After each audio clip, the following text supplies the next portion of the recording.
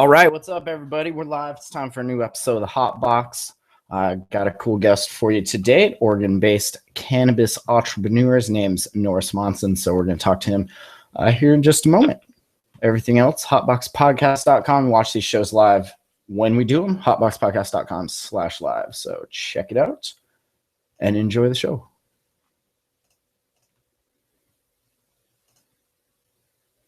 On the seventh day,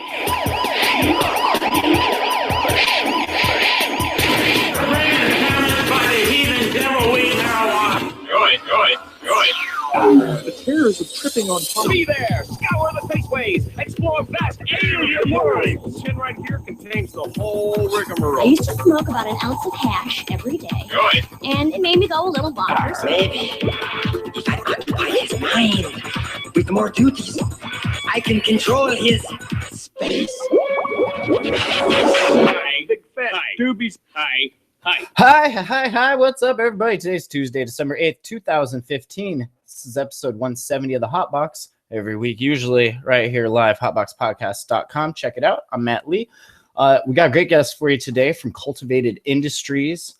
His name is Norris Monson. He's an Oregon-based cannabis entrepreneur affiliated with Open Vape Concentrates. He's a member of the NICA, Measure 91 Finance Committee member, among other things, and founding member of the Oregon Cannabis Pack. You can find him traveling across the country, speaking at all these cool cannabis conferences we've been seeing. So Norris Monson, welcome to the Hot Box. How you doing, man? Great. Thanks for having me. Good to have you. So tell us a little bit about yourself. Where did you get started? I noticed on your site, cultivatedindustries.com, there it says you've been growing cannabis forever or for a very long time. Pretty much. That's cool. Yeah, I'm 42, and I started growing cannabis right out of high school back in Minnesota. I grew up in South Minneapolis, went to high school in northern Minnesota. And so, yeah, right out of high school, started doing it. You know, it obviously is at a different scale than what I'm doing now. But, yeah, started a very long time ago. Huge difference between growing underground in a closet as opposed to these large open grows we're seeing in Oregon and Washington and everything. Oh, it's so dramatic. And, you know, today we're in the process of building out our existing facility to add more square footage. And a lot of the stuff is, you know, now just talking to contractors today is to be able to call electricians and have service people to come do work for you is radically different than the old days when it was a closet or basement grower. If you had electrical problem back in Minnesota, you know, if you call an electrician, that's an invitation to go to jail. Oh, absolutely. Here, it's all changing to be permitted, regulated activity that has to be done a certain way. And yeah, it's definitely much safer. Pretty radically different. Much safer. I mean, instead of just calling a friend who you hope knows what he's doing with electrical, and people just run it themselves, and you know, you see a lot of fires and just unsafe circumstances when you're forced to be underground like that. It is cool having it is kind of a pain going through regulatory actions and everything, but when you're done with it, I feel like it's way better because you know your area is safe, everything is up to code, you know, you're not cutting corners because you're not hiding. It's greatly, you know, it's a great thing. Oh, it's much better. In the old days, I mean, I remember some of my first grows when, you know, you didn't know first time using equipment what to expect. Do with it. You were plugging in plastic timers into 1,000-watt lights that would melt. And, you know, there was a few times where I'm sure over the years, like, you know, there's a lot of equipment that even first came out was engineered poorly and it would melt. Trial and error. So yeah, just having codes, professional installation, so much different, so much nicer. A lot of trial and error. So you guys do a lot of consulting now, or do you still actually grow and do extractions, or like what's your gig now? A lot of our day-to-day at this point is, so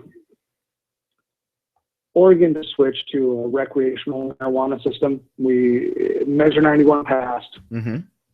So, or it hasn't switched, you know, formally, but the temporary rules have come out that essentially what we're starting to do is comply before the deadline with those rules. So most of our activity right now is just getting ready for rec sales starting early next year. You can technically sell flower, but everybody will be licensed under the rec system next year. So a lot of our activity right now is focused around that. So we do currently grow and process here in Portland. We have a dispensary that's about to open up. And then we've done some consulting around the U.S. and just the kind of crop consultation services for some gardens. And, you know, essentially what we've done for our own facility is made most of the construction modular.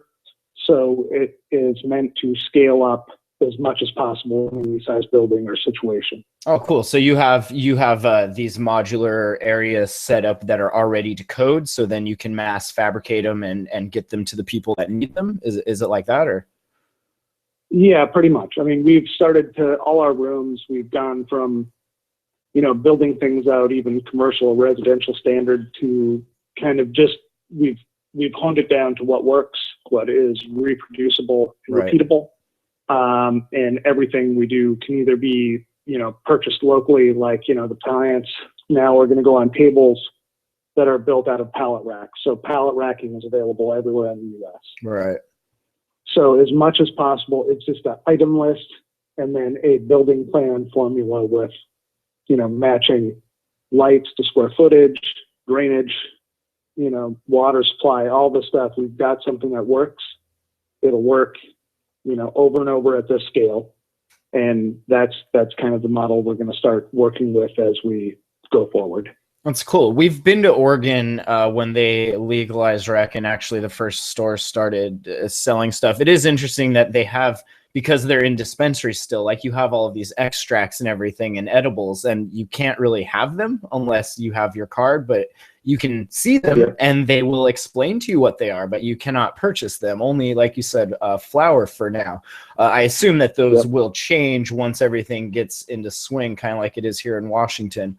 As far as lumping medical in with rec. A lot of people disagree with that. Are you, what side of the fence are you on with that? Do you think it should all be one, or are you an advocate for keeping the two separate? Well, I mean, I think the systems right now, medical is not a very robust system as it stands. Right now, my medical licensure as it stands would be my dispensary license. That's the only thing that's a licensed activity. Right. I am permitted to grow for patients at my location. It's legal to process, and it's legal to possess extracts, but it's not a licensed activity. I see. So what Oregon hopes to do is bring everything into licensed activity. Those who remain in medical will truly be, you know, the sick patients who are using it exclusively for that. And I personally think that that's what's got to happen.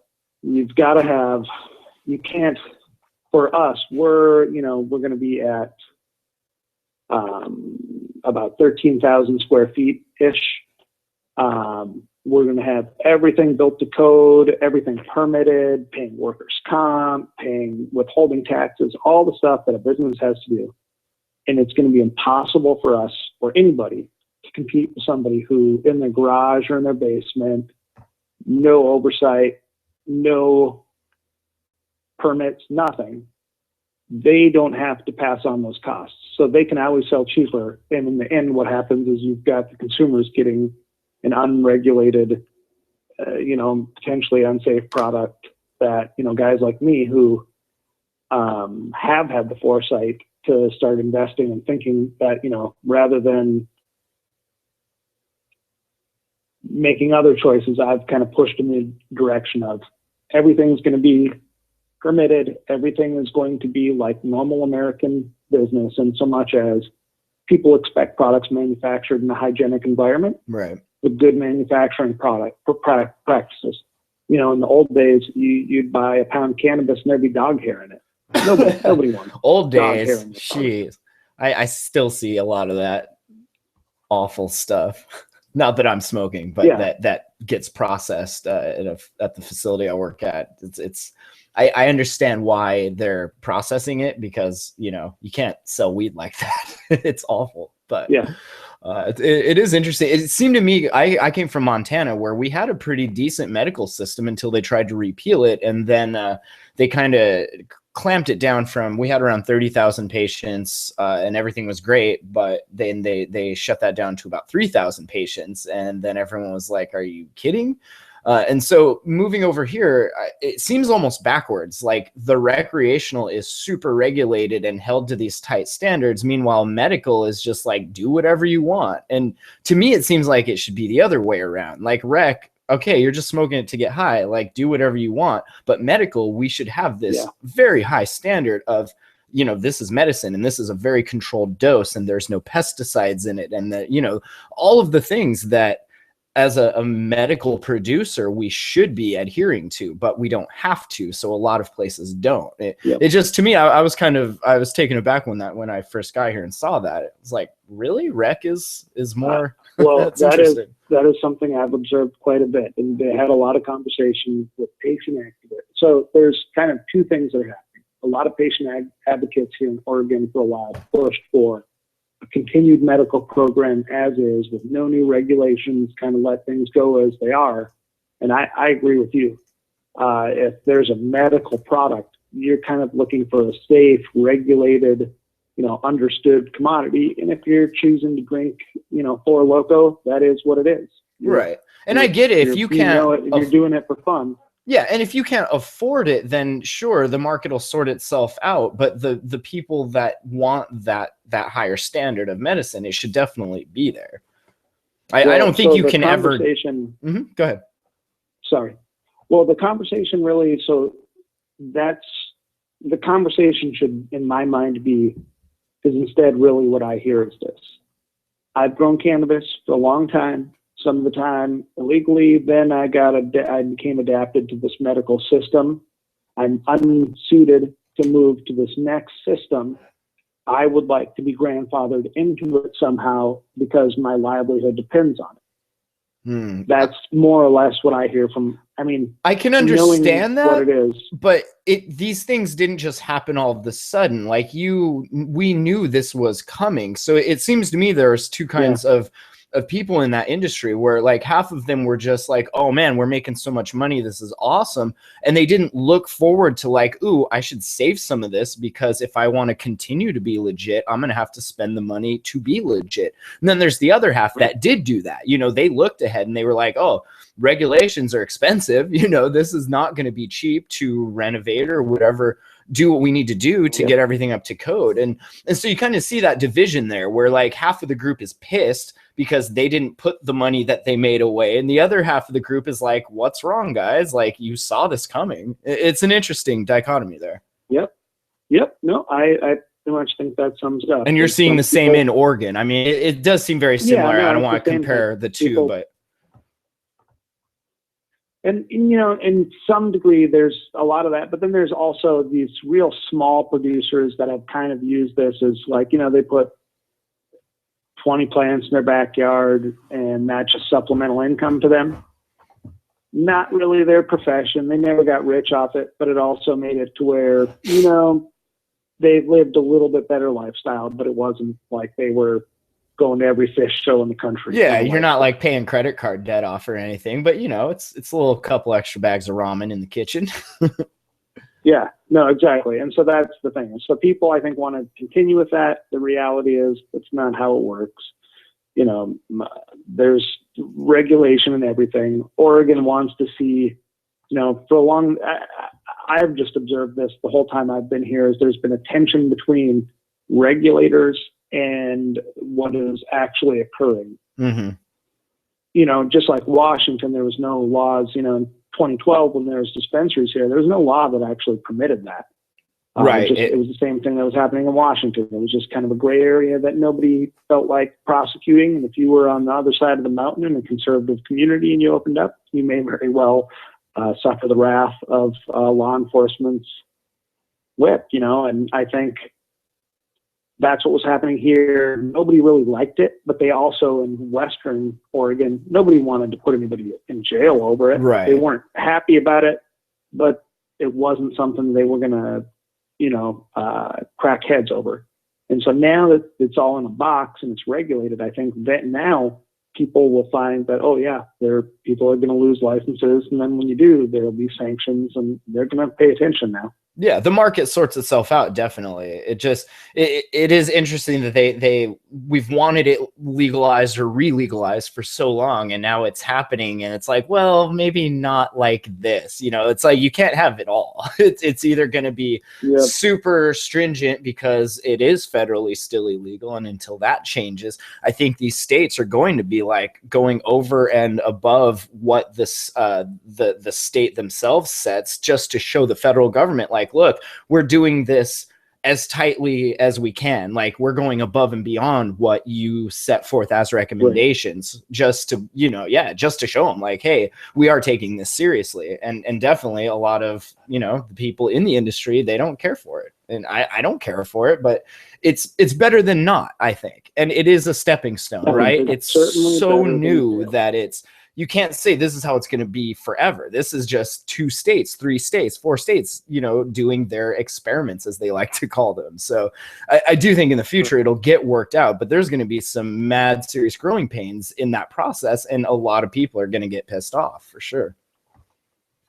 Yep. Well, that's the nature of change. Some people are going to like it, some people aren't. And it's just kind of, it is what it is. Can't please everybody all the time, for sure. So what do you, let's talk more about what you guys are doing as far as this pack that goes around. You guys speak at these different conferences I mentioned at the top of this show. What was any recent ones you've been at?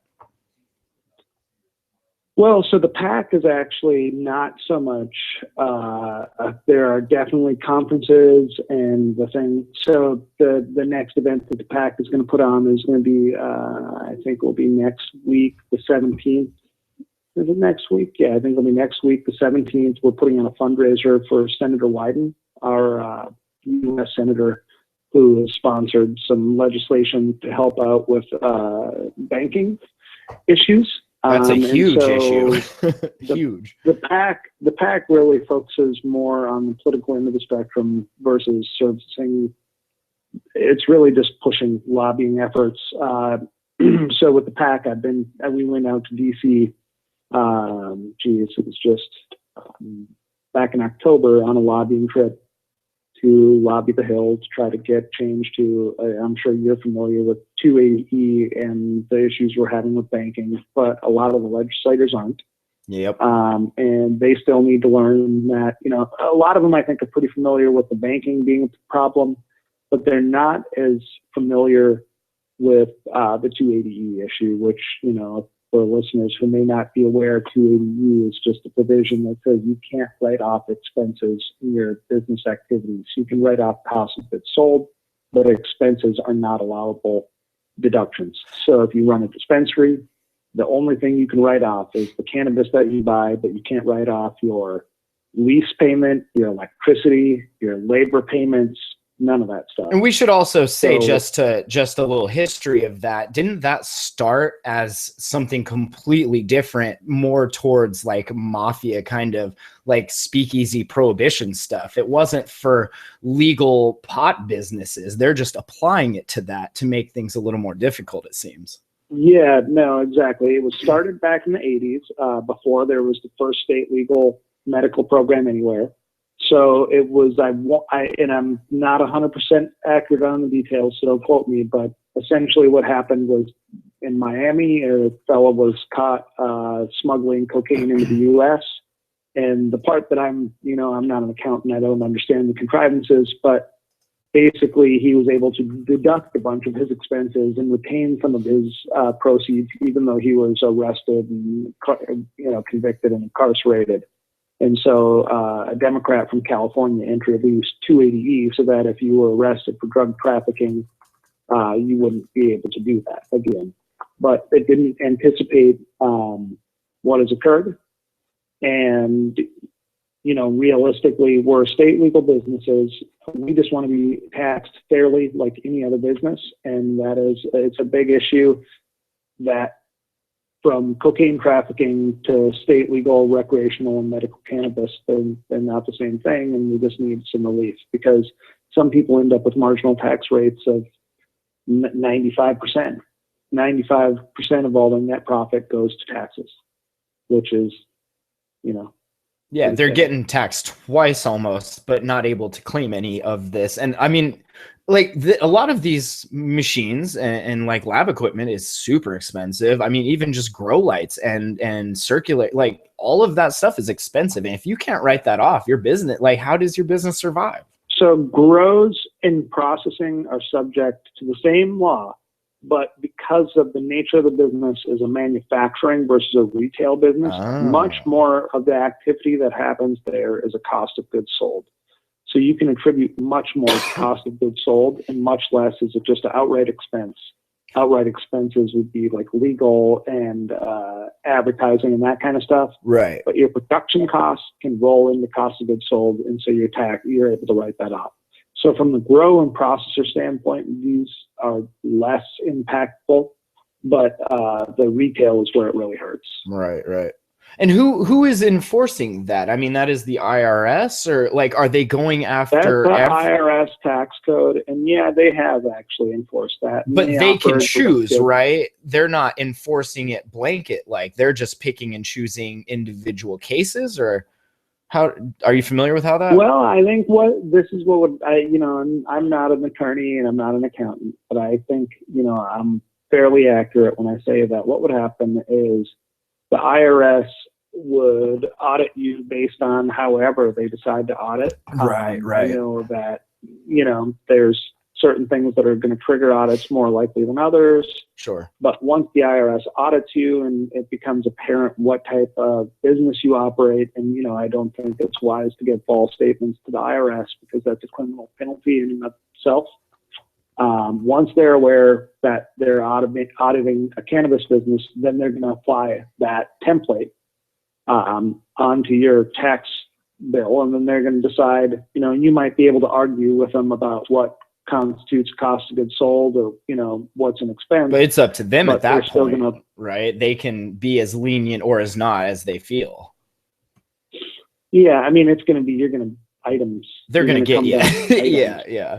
I think everyone would be paper towel cost of goods sold, or is that just an expense? Right. So, and then they'll start things like that are where you're going to get to with them. I think people would be familiar with Steve D'Angelo and Harborside Healthcare and the show Weed Wars a few years ago. I believe that's where I first heard of this whole 280E federal income tax code, was on that show where he was talking about all of these taxes they had to pay, but they were short because of this tax code. So that's where people may have heard of it from. Yep, and he was represented by Henry Wachowski, and essentially what they were able to do was carve out some ways to make some deductions by having employees packaged in separate areas, and call that a cost of goods sold because it was packaging as related to the sale of it. Play the game. But it's still, so there's been refinements, and now people aren't getting nailed with 95% of their net income, but it's still disproportionately high.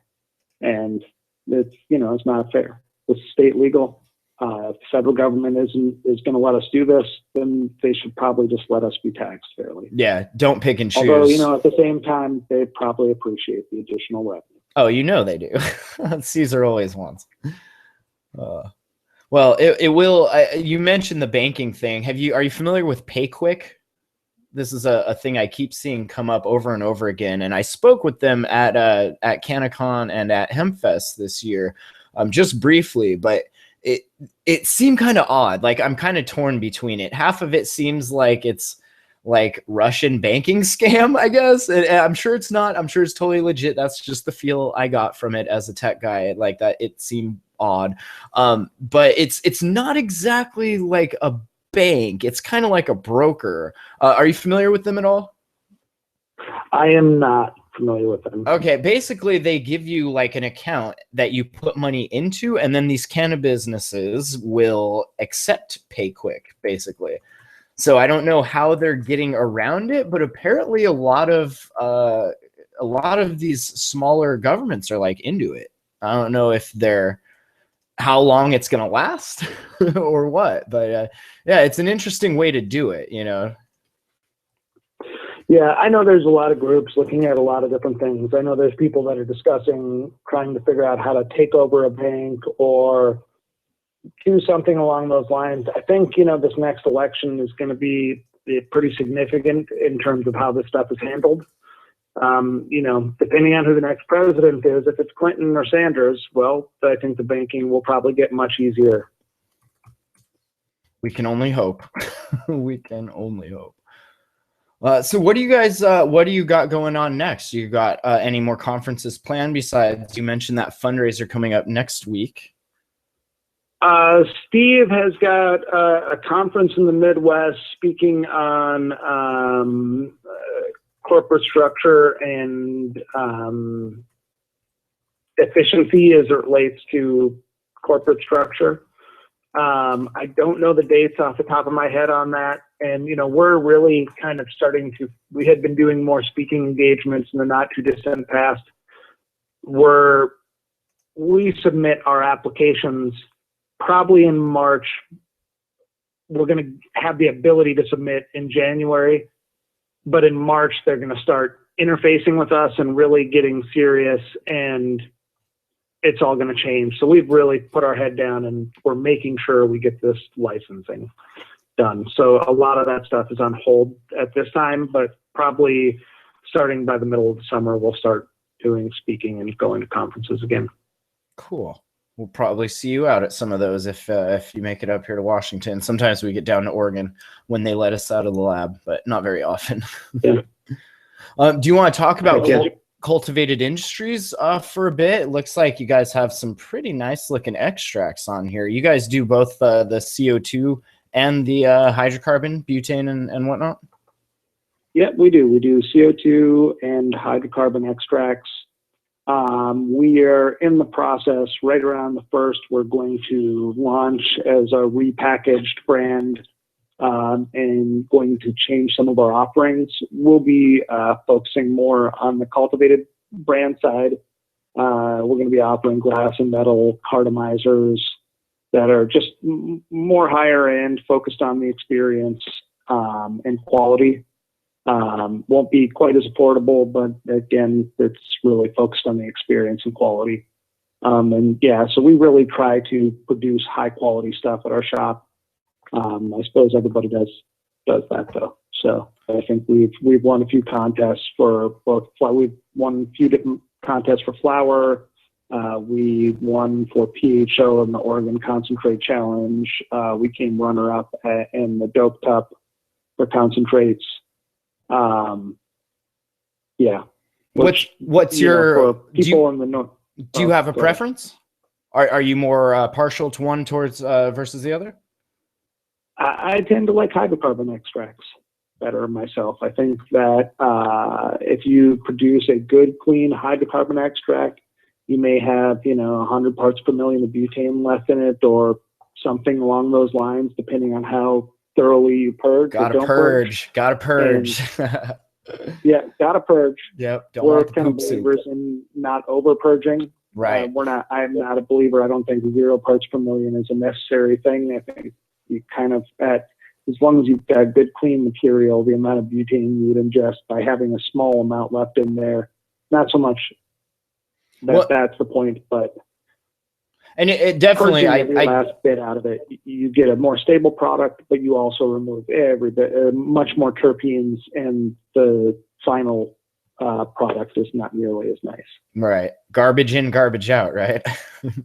Garbage in, garbage out. Yeah. Are you familiar with live resin at all? Do you guys make that? Yeah, we do a lot of live resin extractions in the shop. We. Usually every crop we will go high grade out some of it and do some extractions and cool. Save some of that for cups and for people we like. Yeah. It's a very, I don't want to say wasteful process, but it's not something you would mass produce unless you had a giant farm, Yeah, exactly. The amount of dry ice. Yeah, it's definitely not cost effective. And that's going to be one of the interesting things for us is, over the course of the next year, our market's going to change. The medical market is going to be a lot different than the rec market. And we've already seen a pretty big difference. We sell a lot of flour. We're an indoor producer. We do have 20 acres that will be able to have 40,000 square feet under cultivation on sometime next year. But typically around this time, the market for dispensaries slows down because all the outdoors come in, it's flooding the market, and it just kind of compresses what's happening. This year, early flower sales started in October, Right. and we haven't really seen that slowdown for indoor. So my guess is rec customers are showing up when given the choice and being asked to spend, on an order $8 more or whatever it is, total on the thing, they're choosing indoor based on, bag appeal and testing. And so indoor is moving, outdoor is not moving as fast.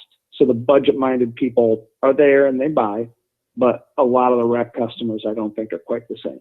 That's interesting. I wouldn't think it would make much of a difference until you came down to like extracting it and having to winterize your material, the outdoor versus the indoor, the outdoor being way more full of waxes and fats because it has to be more sturdy to survive the outdoor environment. Basically, your indoor stuff seems to, it definitely still needs winterized depending on what kind of material you're going for in the end, but it doesn't seem to have as the fat and wax content. But I wouldn't see that. No, actually talking about flower. Yeah. Extract. We do both. So Right, we have a large grow.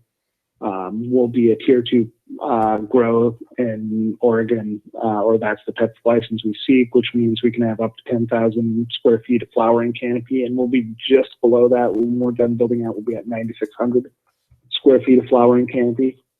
And so a lot of this stuff is changing. Like we're really just, I guess was my point, is just the change in the customer and what they want and what they're looking at has been. I'd like to also kind of see the shops get away, at least up here. I've seen it. They kind of just purchase based on THC content. And I feel like you're kind of getting rid of a lot of the other good stuff. Like you can have a bud that comes in at 15 to 17% that is way better just because of the terpene content it has than some bud that's been pumped up with like 25%, that has just crap for terpenes. It's the entourage effect. It's the whole thing. You don't just want a bud that has all the THC in it. You need all the other stuff. Yeah, no, I'm definitely in agreement. Having the numbers game, and then when you don't have standardized labs, we test with Cascadia. We generally think they're the most conservative in testing, so we actually get lower numbers than we could. We could definitely go lab shopping and get 4 to maybe 8% increase in our flower potency. We see people with 30s all the time. Yeah, that's such BS though, because it's just completely skewing the market. And people that are testing it, the people that are testing it to know which plants to go with, to backbreed and move forward with, if you're getting bunk numbers, like you don't know. I mean, I get why, because if you're testing it and you go to a lab that gives you higher numbers and you're selling it based on your higher numbers, of course you go back to that lab. You don't want the lab that's giving you lower numbers, whether or not those numbers are real, who knows. But that's definitely something we see a lot of up here too. That's actually what we do, is we go to the lab that gives us lower numbers that we think are right. And exactly. It is higher than this, but we know that it's at least this strong. And that we can safely say this. And, if somebody else has a different number that's higher, that's great for them. But, we're competing. We get in the 20s at a conservative lab and the mid 20s. And so I think awesome. In the end, when they're all come into alignment and they're all testing the same way, our tests won't vary. Everybody else's will drop. And that's going to be huge, right? Because these other places, they're not going to know that they were doing things wrong here and there because their numbers were great. So once everything does get regulated more properly, people are going to start getting real numbers and they're going to be like, what is this? It's like, well, that's what you've been sending us. Yep. No, that's just it. It's all going to get peeled back. All the pesticides are going to get figured out. All the potency. There's going to be a big reveal. And people who have been kind of just consistently doing it the same way, the longer term customers are going to see like, yeah, those guys didn't change much. Yep. Versus, wow, their numbers have went from 99.83% pure to 60. Yep. Wow. Interesting, huh? I wonder what changed.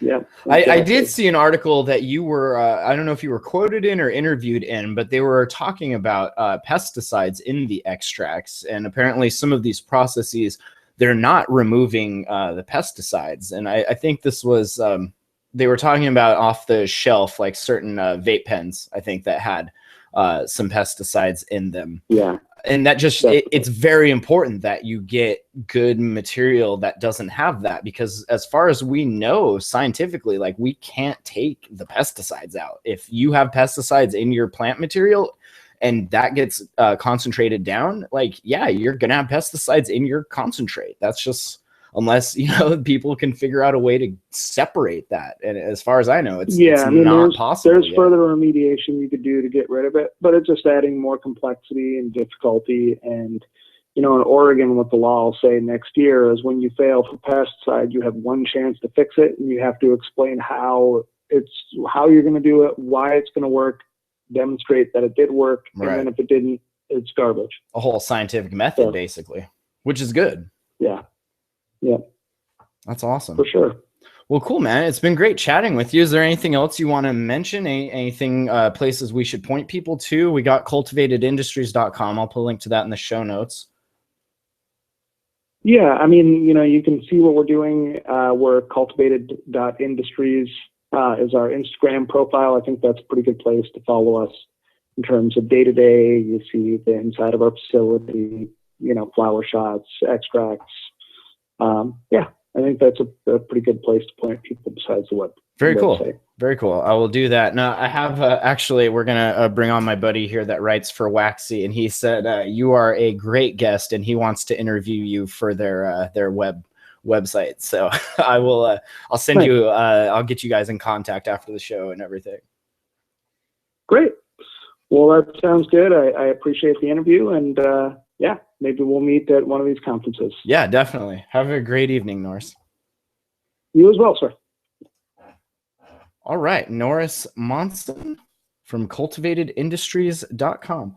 Let's get Gooey on the line here if he is still around before we wrap this up.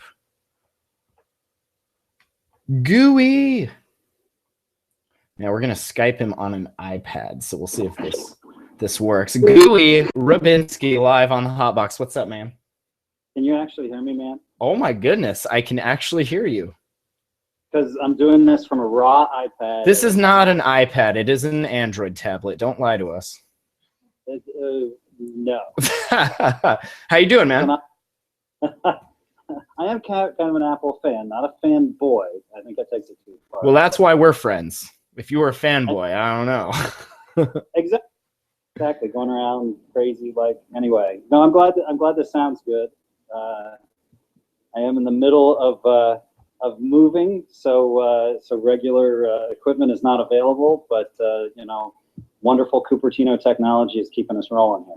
It's good stuff. I know it's been a while since we had you on. We had the holidays, and then we had a trip up to Mount Baker. So this is the first show back after the holidays and everything. So just wanted to touch base with you, see how things are going. We just had Norris Monson on the show. You were listening for part of that. Yeah, it was over on Google Plus, and nice. Yeah, very. You know, the guy is right at the ground level, and he's really a voice of experience, and you know, there's a lot to learn there from what's going on. You know, right now, it's not a snapshot of 5 years ago. That's where we are now and where we're going in the next couple of years. I thought it was great.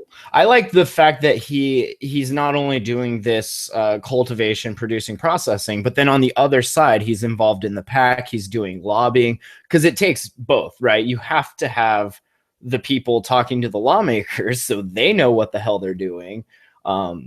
As well, and you can't leave it up to somebody else to do. I mean, if we all did that, nobody would do it. Right.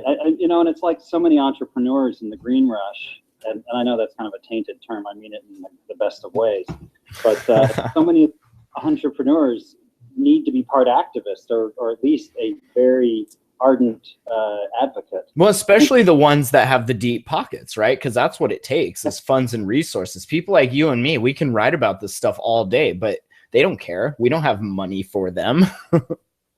Right. Yeah, we can help get the good word out, but it's not like we're going to write a check for $300,000. Exactly. And that's the kind of stuff that gets noticed. Like you go over there and write a check for a couple $100,000 on behalf of your cannabis pack to endorse this politician, you know, that's huge. Yeah, absolutely. And, let's face it, this is a culture war. I've been thinking more and more about that. And, from our perspective, the bad guys, the conservatives, the Luddites, the anti-progressives, they've got a hell of a lot of money. And they've got, tens of millions of Americans behind them through, like you're saying, conservative PACs. And, there's a ton of money in it. And any cannabis or medical cannabis activist who thinks that we can achieve our goals on a lot of heart and no budget is unfortunately sadly mistaken. Yeah, and I mean a lot of us too, we think of it, it's like, well, you don't have to agree with it, but why does that mean you have to legislate it? Like if we're doing this, it has no bearing on what you're doing, but they still come from that mind state that like drugs are bad and this is bad for society overall. And I mean we're starting to see the proof that it's not. I mean, we've known that it's not, but you can't just anecdotal evidence it to death. You have to show results. So I'm glad that this is happening. We're starting to see these results, but I feel like a lot of these people will have that mindset and take it to the grave with them. Basically, it's sad to say, but there's so much negative propaganda to go against that a lot of people aren't open-minded enough to be able to make that change. And so that's kind of what we're still struggling against, it seems. Right. I mean, the culture war part of it is, well, I don't think a lot of the people leading the opposition to legalization medical cannabis really do a lot of fact checking because it's a culture war. This is to them, it's a moral thing. It's a comfort thing, right? If you have to fact check what your government is telling you, that's not very good. I should be able to blindly trust everything my government tells me. I mean, we got to remember that the 2%, and I'm not trying to get too political here, but the 2%, they run things and they want to maintain the status quo because the status quo is very beneficial to them. Are they getting bigger? I thought they were the 1% last year. Is it 2% now? Maybe if Trump gets in, it'll be the 1/10 of 1%. Oh, good Lord. I cannot even, I can't even, I don't even know what else to say. This can't be real. He's trolling America, right? Like this is the biggest troll ever. This can't be real.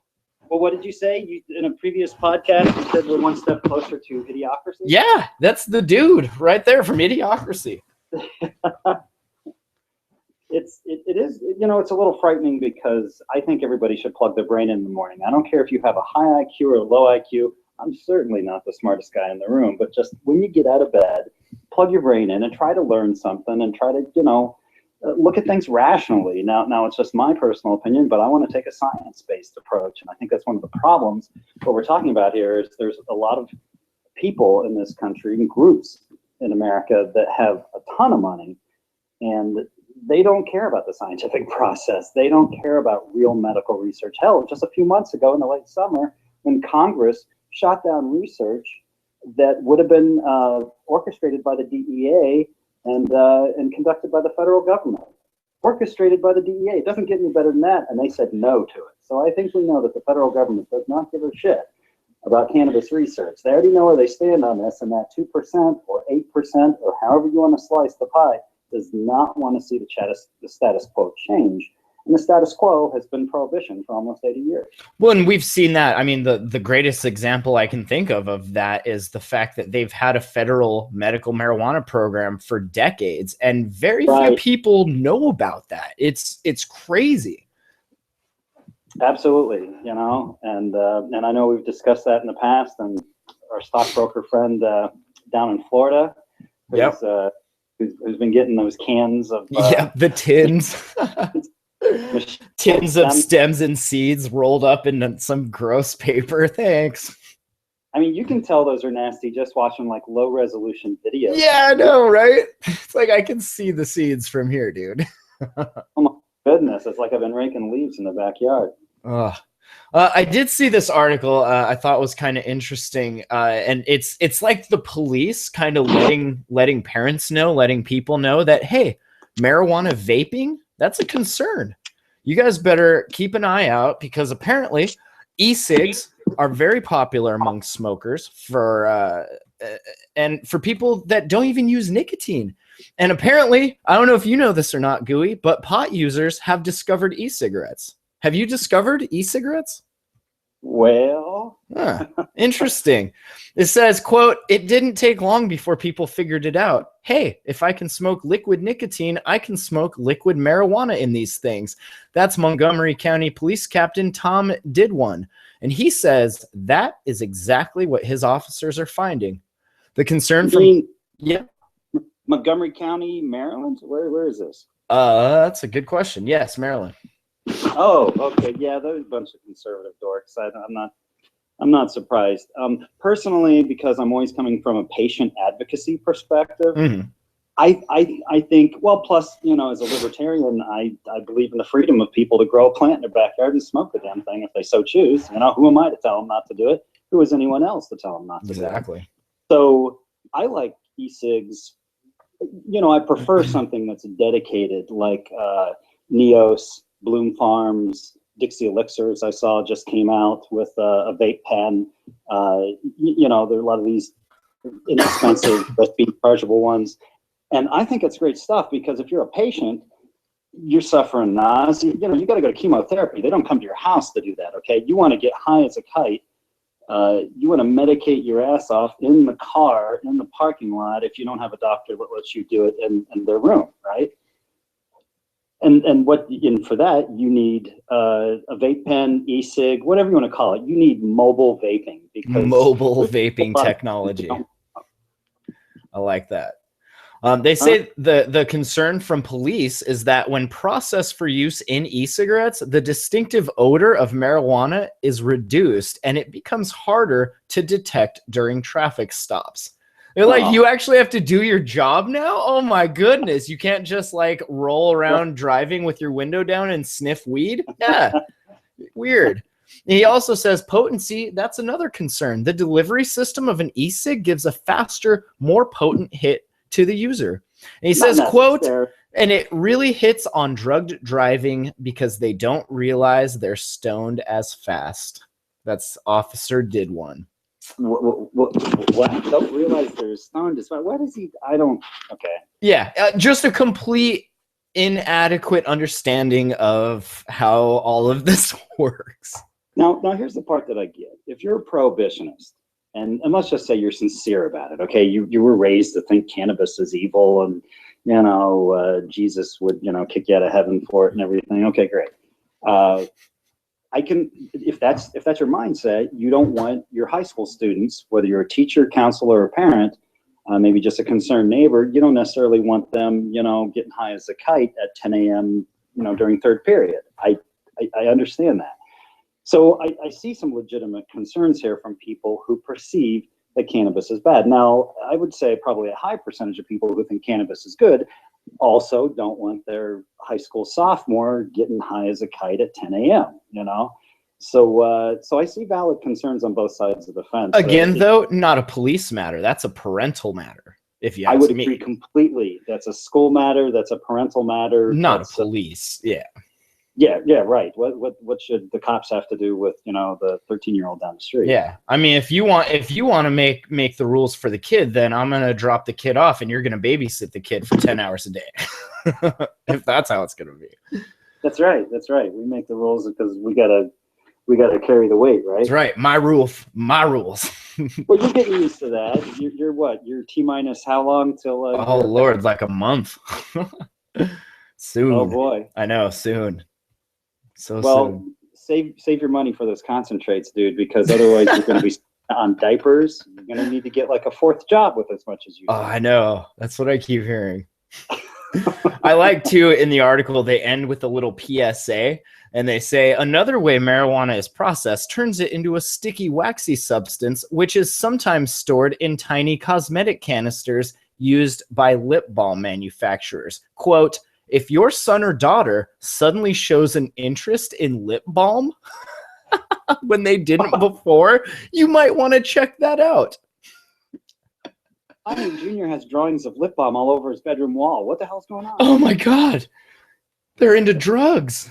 That's funny.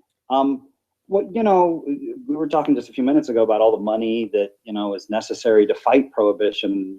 Fight the conservative forces, and I think any tool or strategy that people in our culture have, especially the patients, that can help them to not be detected by prohibitionists. Mm-hmm. And cops who are just looking to fill numbers and all this bad stuff we talk about all the time. I think it's a great thing. I've been writing on Waxy very positively about both concentrates and mobile vaping. And of course, mobile vaping is complicated in and of itself. You got vape pens, you got more robust products like the PAX 2 and the Vapeur Prima, two really pretty cool products. And they allow this type of thing to happen. I'm sure a lot of the kids are doing some sort of reappropriating actual e-cigarettes. Obviously, I think it's a little better to go with a dedicated cannabis product that's going to give you much better results and probably be a hell of a lot healthier. Yeah, definitely. Don't empty out a lip balm container and then put your dabs in there, because it's probably still going to have lip balm in there. Like, come on. Oh, come on, man. And then they end just with a little data here. Did one says the criminalization. I love that name, Officer Did One. He says the decriminalization of marijuana means more people will likely use it.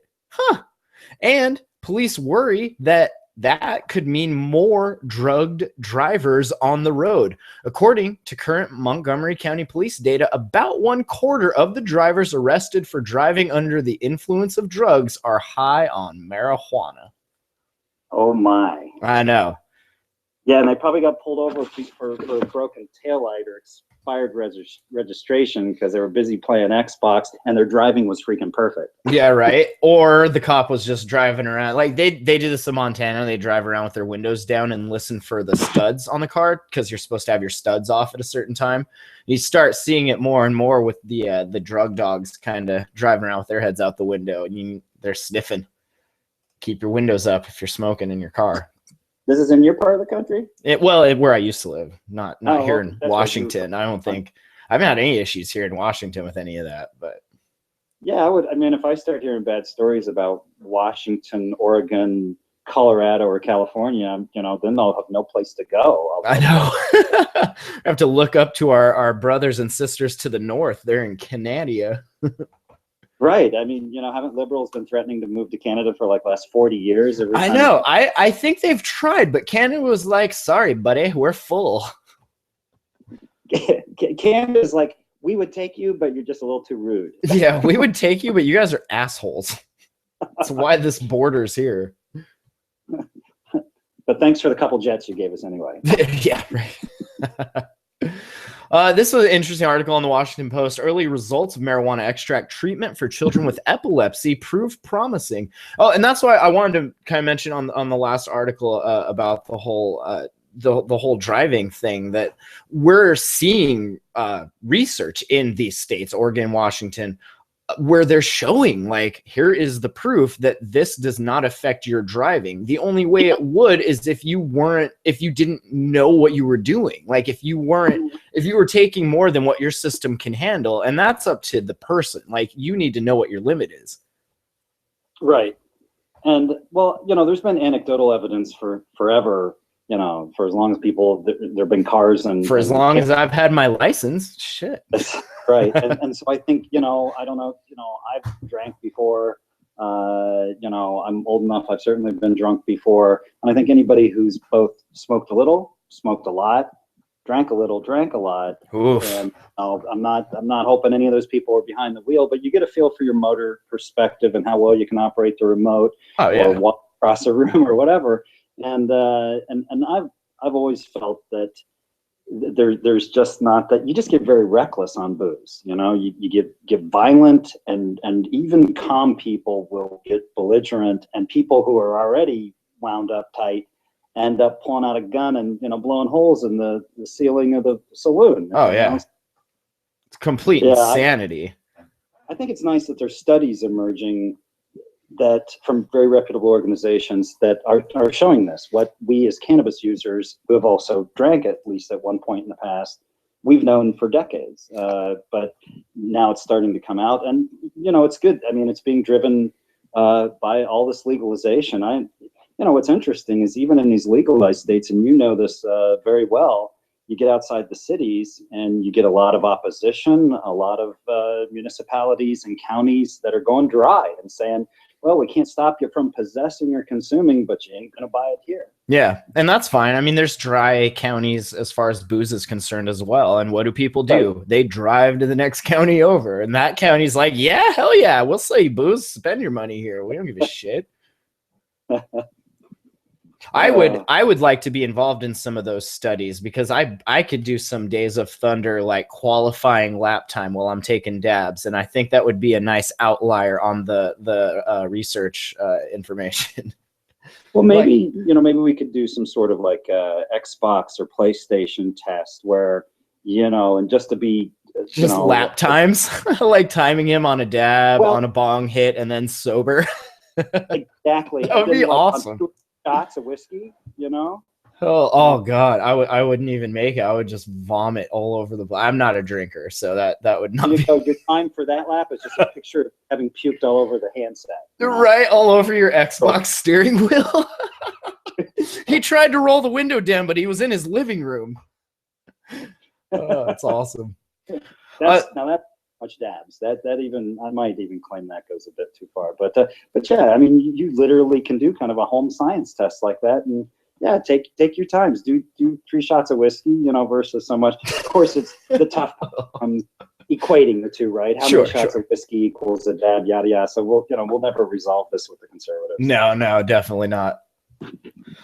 So going back to this, they're talking again about the Charlotte's Web strain. That's the one that keeps being used and having great results with these children that have epilepsy and everything. And we've talked about this in the past, that these families have relocated to states like Colorado and Washington if they live in states that are not as cannabis friendly, because they saw that it helped their child, reducing these seizures. That's awesome. Right. So then they go on to say that some researchers have dismissed the reports of recoveries shared widely on social media as just wishful thinking, anecdotal evidence, and whatnot. Early results unveiled at the American Epilepsy Society's annual meeting in Philadelphia, though, are encouraging. The first study was led by Oren Davinsky, director of the Comprehensive Epilepsy Center at NYU Langone Medical Center. He was involved in giving a drop of liquid cannabidiol, CBD, to 261 patients with severe epilepsy for 3 months. The participants, most of whom were children with an average age of 11 and were at 16 different sites around the country, continued to take their regular anti-seizure medications as well. By the end of that time period, their seizures were reduced by 45% on average. But of course, they're saying the treatment not without risks. Some 5% of the patients had side effects, such as changes in their liver enzymes or diarrhea. 12% stopped taking the medication in the middle of the study because it did not appear to help. The second study then they conducted at the University of California, Benioff Children's Hospital, involved fewer participants, only 25, all children, but they were involved giving the drug for a longer time period. This was over the course of a year. The results were more mixed than in the previous study. 10 of those children experienced at least a 50% reduction in their seizures, but 12 of the children stopped taking the meds because it didn't work, and 1 because his seizures became more frequent. So, and that kind of, you'd almost expect that, just the way the endocannabinoid system works, like everybody's brain is different. Right. You see that in pharmacy stuff, like medications. What works one way for one person works the opposite way for somebody else. You can't. But the fact that, a bunch of them had a 50% reduction, that's awesome. Yeah. In fact, I just, it hasn't even published yet, but I wrote an article a couple days ago for Waxy about why states with CBD only laws are crap. they're crap on a whole lot of different levels. But the study that I cited, and I forget the guy's name, it's been a long day, but now, it sounds like the study you cited here, they had a 45% success rate in significantly reducing seizure activity, right? Yep. This other test that I cited, an older test or older survey, found a 30% success rate. So they were saying, between 65, 70% of these kids, and they found the exact same thing. And anecdotal reports from parents of these children say the exact same thing. If they have no THC in the mix, so far we got one study that says I'm assuming that was CBD only, 45%. We got another study, and these are with very small numbers of children. These aren't really accurate numbers. And I'm sure these aren't, I mean, they're saying that it's, in regards to the Charlotte's Web, a special marijuana extract known as Charlotte's Web, which we know that that's a strain. So depending on how the extract is made and what terpenes carry over, and there's a lot of other stuff in there. You can't just say, here is CBD extract, or what is it, what's in it? Yeah, there's a lot of difference between Girl Scout cookies and Durban poison. Yeah, definitely. I think you bring up an excellent point. A lot of people don't realize that Charlotte's Web is not just a CBD oil product or tincture. I think there's a couple different ways that they package it, but it's a particular company out of Colorado, and it's named after Charlotte Figge, who was featured on CNN and many of their medical cannabis specials. Yeah. But yeah, I think what it comes down to is this whole idea of, I once wrote about the fear of euphoria. Right. Don't feel too good because that's bad for you. Yeah, it's a sin. And, I want to respect everyone's religion. But again, can we please get to a science-based perspective that respects the rights of individuals, especially sick individuals, to medicate themselves? What we're finding, what all of these studies, regardless of the low number of subjects, and regardless of how we just need 1,000 times more good clinical human trials studies to happen, but we're finding that some of the kids actually do, their seizure activity increases when they have CBD only, which is, now we're showing this is a vast minority. I don't know if it's 5% or 8% or, again, those numbers are not known yet. But I think we need to have everything on the spectrum available. If someone wants a CBD only, that should be on the market. It should be on the dispensary shelf. It should be available to people across the United States. If somebody wants a 1-to-1 CBD to THC, if somebody wants, these aren't all children that we're treating too. There's, millions of adult epileptics, and some of them might be able to do double duty in terms of reducing seizure activity and taking care of things like anxiety and stress, and enjoying some euphoria, having that THC in it. Yeah, and the point is, it's not a one-off thing for any individual. You might need the whole group of terpenes and cannabinoids, and other people might just need the one. You're not gonna, but the point is, we need that choice. You can't just say, well, and I would be curious what the efficacy of a lot of these pharmaceuticals are. Are they getting near 45%? Because I doubt it. I really doubt it. Yeah, no, I don't think they're doing that well. It's like with Crohn's disease, where that Israeli study a couple years ago showed that they got a 50% remission with medical cannabis, and the best they were getting on was 4 or 5% or something like that with the pharmaceutical drug. So no, sometimes you see some, and nobody wants to talk about that. At least nobody on the pharmaceutical side or in Congress wants to talk about those. No, of course not. This is our perfect, industry here, or whatever, our perfect $1 billion industry. Right. But I think you bring up an excellent point. The efficacy of any type of cannabis, whether it's CBD only, whether it's a concentrate or what kind of flower or kief, or whether it's vaped or smoked, that efficacy is extremely subjective. Yeah.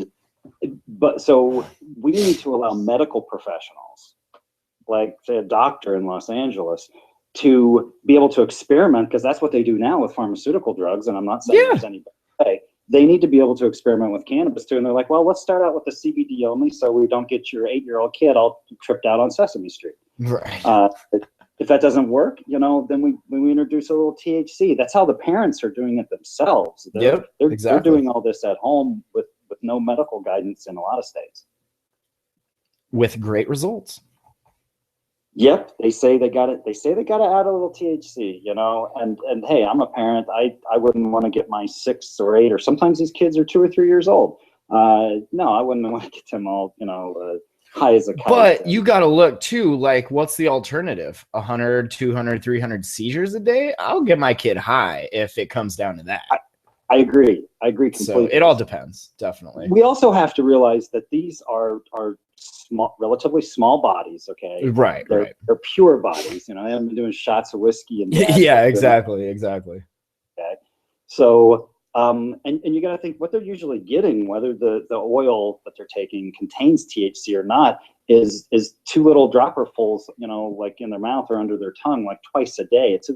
Even with THC in there. My point is, it's not like they're gonna go, bonkers on, because it's not that much. Well, and that's the other thing. The places that are making these CBD tinctures from like hemp and stuff, like they're selling them in states that it's not legal. I mean, it's legal to sell this, but like weed is not legal. So you really don't know what you're getting in those things. Nobody's testing them. It's just like what are those fake homeopathic things that people buy? Like when they get cancer and they've tried everything else, they buy this miracle cure. That's just a scam. Like, I feel like there's a group out there taking advantage of people in this way as well with their fake, snake oil CBD stuff. Right. And unfortunately, I'm sure there's a lot of shysters out there taking advantage of desperate parents. Yeah. Who, I mean, just think about it. You've spent every penny you've had, your health insurance has run out, and you've got this child that means everything to you. That like you're saying, 200-300 seizures a day. They have these little micro seizures, Yeah.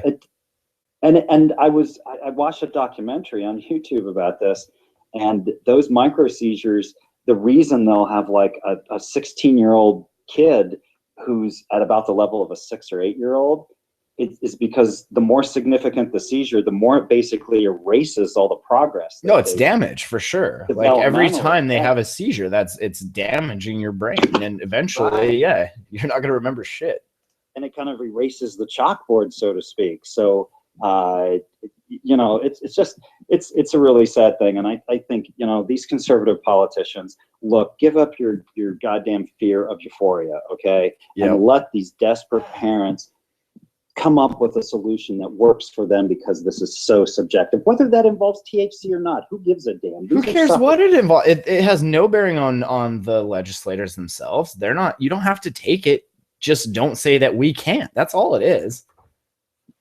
Exactly. I mean, it's just so infuriating because I mean, these are real tearjerker stories. These are, all these stoner stereotypes, but half these case studies that you hear about, and these parents, like you're saying, the reefer refugees who have moved to Colorado or California or Oregon in order to have a supply of safe access to medicine for their children, they're not stoners. A lot of them are fairly conservative and religious. They just care about their kids. Yep. And I think that's great when the conservative religious ones become the reefer refugees, because they start spreading the good word throughout the conservative community, throughout the church. They're blogging and they're saying, look, this is a frickin' plant, people. Let's get real. They're rabid about it too. And that's awesome, because the only people that their group is going to listen to is them. So the more, and it sucks saying that, like, oh, I hope your kid has epilepsy so you can treat them with weed so that you can quit being a dick about weed. But that's kind of what it takes sometimes. Yeah. Yeah. And they make the best evangelists about it, which is awesome. Well, there's these really great groups out there, Women Grow and others, where they, the theme is emerging that it's it's middle-aged, angry mothers, Canna moms, who are gonna really take this from 4 or 5 states that are legal to like the whole damn country. And they will too. You get a room full of me that says, yeah. Oh yeah, you get a room full of angry moms in there. Oh, you will make whatever laws they want. Right. I mean, and let's not be sexist. It's really angry parents, right? Yeah. But hell hath no fury. There is a very strong instinct there. I mean, I've talked about this issue with romantic partners before, where my strongest instinct is like career and trying to earn a living, right? And so that's actually a good thing, to be partnered with somebody whose biggest focus is the child, because then you make sure you can pay for the child, but I don't want to be busy paying for the child and they get run over in the road. So I think it works together. It's good stuff. All right. Well, hey, you got any new articles you want to point people to over on Waxy before we get out of here? You know, it's just all over on the Wax. Just go to Waxy. Subscribe to Waxy. You know, your morning coffee. If you got a can of coffee, I'm jealous, but go for it. Those of you in Seattle and Portland, etc. But you know, have your coffee and read your morning Waxy. You know, educate yourself. And, you know, regardless of what you read, I think the theme that's been in my head this week is if we just pick up a few little facts every week, boy, a year goes by fast. And now you've got a few little facts times 52, and you start building a knowledge base for yourself. And now you're that smartass that won't stop telling people facts. Well, we need more of that, though. People need to hear these facts for sure. And I do appreciate the longer form writing. Like a lot of the stoner weed sites, like it's just, here's an article, here's a couple thoughts about it, but you have like a nice long form style to it. I really appreciate that. It's more than what you would just want to go read while you're checking Facebook and everything. Like it's like a paper. You sit down with your coffee or whatever in the morning and you read the newspaper. Like that's what Waxy. I like it. Well, you know, and we want to focus on shorter images too. I actually am kind of focusing on some shorter format stuff, just because people are really busy, and we just got done talking about kids and parents. Attention spans, yeah. That's right. So you know, there's a couple of different ways of looking at it. Do they read the first five paragraphs of a long form article, or do they read an entire 5-paragraph article? Right. There's a lot of ways to slice it up. I do like putting in a little additional information because, especially on the medical side, you know, you just found out you got cancer, and you're someone who believes in cannabis, and you definitely are going to approach that as a treatment strategy. I think you care about the details. So I guess, sometimes I go a little extra on that. That's good, though. I will be reading Waxy as bedtime stories to this baby every night. Wow. You were going to have one twisted but very informed child. That's the goal. Oh, yeah. All right, Gooey. Well, hey, we'll have to, we'll do this again soon. I know we got one more holiday coming up, and then after that, it should be just smooth sailing, so. Yeah, that sounds fun. And you're moving, so I hope you have good luck with your move and get all settled in and get nice internet hooked up and all that. Oh yeah, we'll be back flying there in a week or so. Cool, man. Well, hey, thanks for coming on and chatting the last half of the show. Hey, thanks again, buddy. Happy dabs. Thanks, man. All right, Gooey Rubinski over on waxy.org. All sorts of good writing over there. Definitely check out stuffstonerslike.com. I got some weed reviews up there. Haven't been really reviewing many weeds recently. Been kind of busy with work and getting this hip-hop album finished up, Project LD50, coming out soon. I'll put a new track at the end of this episode if y'all want to hear it. There's also a new track up on SoundCloud. I think it's called Brains Trippin', so definitely check that out. I'll put links to it in the show notes here at hotboxpodcast.com. Big thanks to Norris Monson, cultivateindustries.com, and of course, Gooey Rubinski over on waxy.org. Matt Lee, Hotbox Podcast. Thanks for listening. We'll see you next time.